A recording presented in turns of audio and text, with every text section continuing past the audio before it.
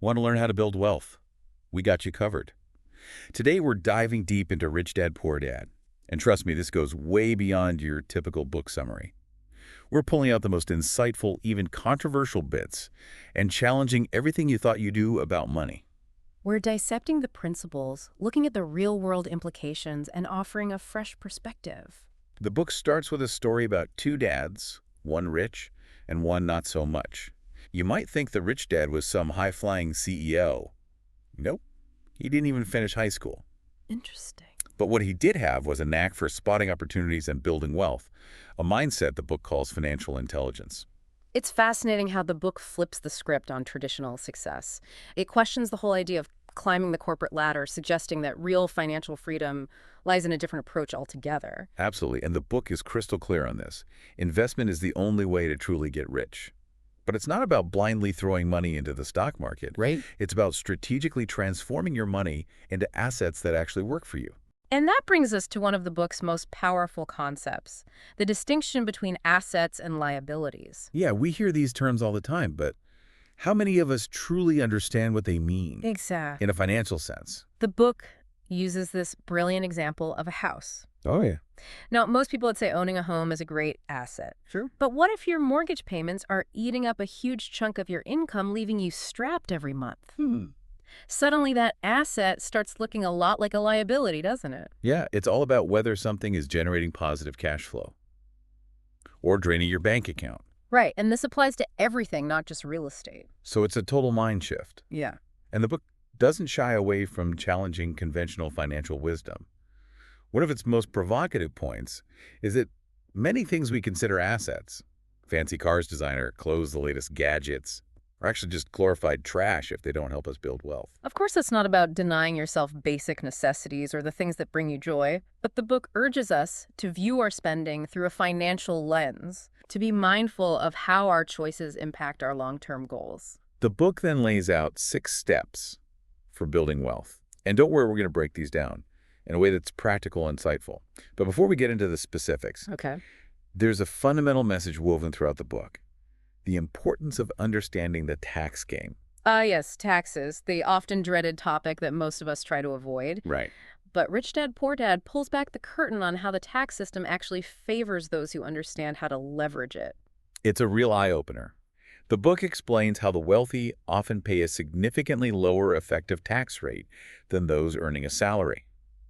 And it all comes down to understanding the different types of income. Right. Most people earn income from their jobs. That's what the book calls earned income. But the truly wealthy focus on generating income from assets, like rental properties or businesses. This is where passive income comes in, and it's often taxed at a much lower rate, sometimes not at all. Yeah, the book even drops this mind-blowing statistic. Some of the world's richest individuals pay less than 1% in taxes.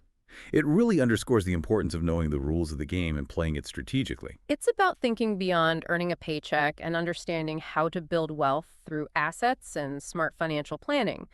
And this, according to Rich Dad, Poor Dad, is where traditional education falls short. Exactly. The book argues that schools don't equip us with the financial knowledge we need to truly thrive. They focus on preparing us for jobs, not for building wealth.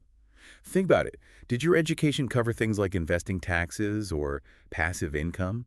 It's a thought-provoking question, isn't it? Were we truly set up for financial success or simply taught how to work for someone else's wealth? And that leads us to another key point: the different ways people make money.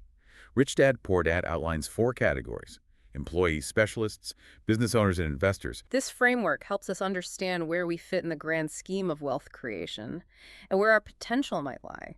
Employees and specialists, while valuable, typically trade their time for money, which inherently limits their earning potential. Right. But business owners and investors operate in a different realm. They figured out how to create systems and leverage assets to generate wealth beyond their own time and effort. They're playing a different game.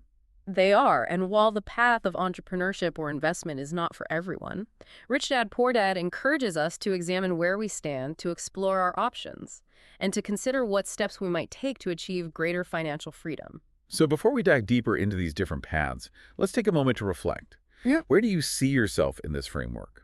Are you an employee, a specialist, a budding entrepreneur, or a savvy investor? Identifying your current position is a crucial first step in understanding your strengths, your aspirations, and your potential for building wealth. Now let's dive into the world of investing. Rich Dad Poor Dad doesn't just tell you to invest. It breaks down the different levels of investors, from those who are losing money to those who are practically printing it. It's like a roadmap showing you the various stages of financial sophistication and the potential pitfalls and rewards at each level. Exactly. And it starts with the I have nothing investor. Those living paycheck to paycheck, Right. often mistaking liabilities for assets. The book suggests this is more common than we might think. It's a wake-up call to understand the basics before even thinking about investing. Absolutely. And then there's the borrow to invest group, often drawn to high-risk ventures with the hope of getting rich quick, while taking calculated risks is part of the game. This level highlights the danger of leveraging without sufficient knowledge or experience. Then we have the savers, diligently putting money aside, but often stuck in low-yield accounts. They're playing it safe. But the book argues that with inflation, their money is actually losing value over time. It's a sobering thought, isn't it? Their heart is in the right place, but they haven't quite grasped the power of making their money work for them. Right, and that brings us to what the book calls the smart investor. Now, these folks are generally investment conscious and somewhat educated about finance, but they often lack a deep understanding of specific areas like taxes or company financials. They might dabble in different investments, but don't necessarily have a cohesive strategy. And the book humorously categorizes them into three subtypes that I think a lot of us can relate to. Oh, this is good. Let's hear it. Well, first you have the leave me alone investor. They're fairly confident in their choices and tend to brush off advice, even from experts. Sounds familiar. I know a few people like that. Then you have the cynic, who is skeptical of everything and everyone, constantly researching but rarely taking action. They're paralyzed by analysis. And finally, there's the gambler, who loves the thrill of high-risk, high-reward investments. They're chasing those quick wins without always understanding the underlying fundamentals. It's like a whole spectrum of personalities within the smart investor category. It is, and it shows how even with some financial knowledge, there are different approaches and mindsets that can influence our success. So where do we move from there? Well, the next level up is the long-term investor.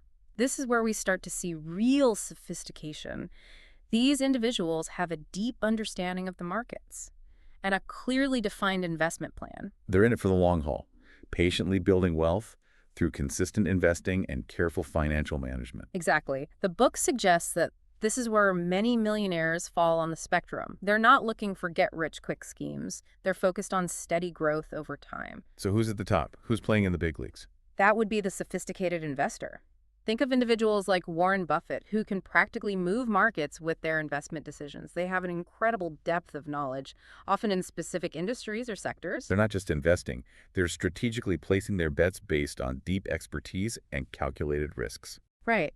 And then at the very pinnacle of the pyramid, we have the capitalist. This is where investing goes beyond simply buying assets. Capitalists create opportunities. They're the builders, the innovators, the ones who attract investment rather than seeking it out. So they're not just playing the game, they're shaping it. Exactly. They're building businesses, developing groundbreaking products, creating ideas so compelling that others are eager to invest in their vision. It's like reaching a whole new level of financial leverage, leveraging other people's time, money, and skills to fuel your own success. It's an inspiring concept, isn't it? It really is. And thinking back to those 7 levels, it's interesting how risk tolerance and knowledge play such a crucial role. The more you know, the more calculated your risks can be, and the greater your potential for success. Absolutely. Rich Dad, Poor Dad encourages us to not only identify our current level, but also to continuously learn and grow to move towards those higher levels of sophistication and financial freedom. And beyond the practical strategies, the book also tackles the complex relationship between money and morality. Ah, yes. The age-old question. Is money inherently good or evil? It's a question that's been debated for centuries. We've all heard phrases like, money is the root of all evil. But the book challenges this notion. It argues that creditworthiness, often tied to earning potential, is actually a sign of trustworthiness. It's a thought-provoking perspective. Perhaps it's not money itself that's inherently good or bad, but how it's acquired and used. Right? It's about aligning your financial goals with your values, using your wealth to create a positive impact in the world. And that brings us back to the concept of financial intelligence. It's not just about making money, it's about understanding how money works, how to use it wisely, ethically, and strategically to achieve your goals and live a fulfilling life. So we've explored the contrasting philosophies of the rich dad and poor dad, delved into the world of assets and liabilities, and mapped out the journey of an investor. But one thing that stood out to me is how rich dad, poor dad really challenges the conventional approach to education. It definitely goes against the grain. The book argues that traditional education focuses too much on preparing us for jobs and not enough on building wealth or understanding finance. Exactly. It's like we're taught to be good employees, not savvy investors or entrepreneurs. And that lack of financial literacy can hold us back from achieving true financial freedom. Rich Dad, Poor Dad urges us to take control of our financial education, to be lifelong learners in the realm of money. It's about empowering ourselves with the knowledge and skills to make informed decisions, to understand the game and to play it strategically. It's about recognizing that financial intelligence is just as important, if not more so, than academic intelligence when it comes to building wealth and achieving our goals. Yeah, it really makes you think about how we approach education and if it really sets us up for financial success. It does challenge the status quo. I think Rich Dad, Poor Dad ultimately encourages us to be more proactive about our financial education, to seek out knowledge and resources beyond what we might have learned in school. It's about taking ownership of our financial futures, right? Absolutely. Not just relying on what we were taught, but actively seeking out new information and strategies. And one of the book's most compelling arguments is that the wealthy don't just understand finance, they deeply embrace financial knowledge. Oh, yeah. It's not just about crunching numbers, it's about understanding how money works on a fundamental level. They see it as a tool, a language, something to be mastered. Exactly. And the book suggests this depth understanding is what allows them to make smart decisions, to spot opportunities that others might miss, and to build wealth strategically. So it's not just about luck or inheritance, it's about having a financial mindset. It is, and that's something anyone can develop, regardless of their background or current financial situation. Rich Dad, Poor Dad is a call to action, an invitation to step outside our comfort zones and embrace the world of finance. So as we wrap up our deep dive, we want to leave you with a challenge. The book emphasizes that financial knowledge is power. What's one financial concept you could learn more about today? Is it exploring different investment vehicles? Maybe it's finally getting a grip on those tax strategies we talked about. Or perhaps it's simply creating a budget that actually works for you. Whatever it is, take that first step. Start learning, exploring, and expanding your financial intelligence. Because as Rich Dad, Poor Dad reminds us, the path to wealth begins with a single step. And who knows, maybe one day you'll be the one sharing your own wealth-building wisdom with the world. Until then, keep learning, keep growing, and keep reaching for those financial stars.